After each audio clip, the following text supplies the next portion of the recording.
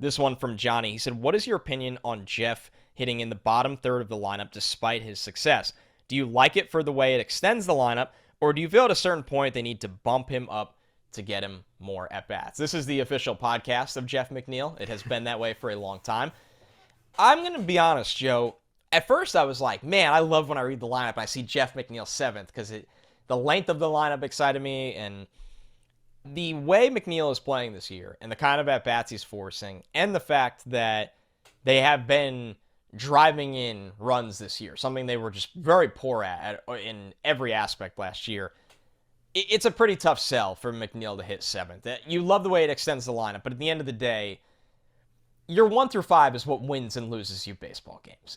And sure, the bottom of the lineup matters, but the guys that are getting up to the plate 4 times a game, and McNeil is a guy that for so long was first pitch. I think he's worked a lot of good at-bats this year. Something we've talked about a lot on the show that's so important for this Mets team going forward is guys like Nimmo, guys like McNeil. We've seen it with Lindor. We've seen it with Pete. And Canna, of course. They're working long at-bats, and it's forcing starters out of the game, guys that typically can go 6 or 7 innings. So, to answer Johnny's question, I think the days of Jeff hitting in the bottom third of the lineup, I don't think they are going to exist anymore, or shouldn't exist anymore, in my opinion. While I agree with you, so I certainly value lengthening the lineup because you don't, like, while you, certainly your 1 through 5 are going to have more at bats, so they're more impactful as to whether you win or lose ball games. You don't want it to become kind of a dead zone at the bottom of the order either.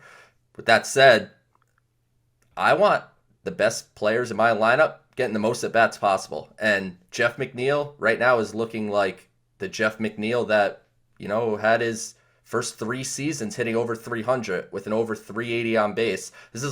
He's looking like that guy again.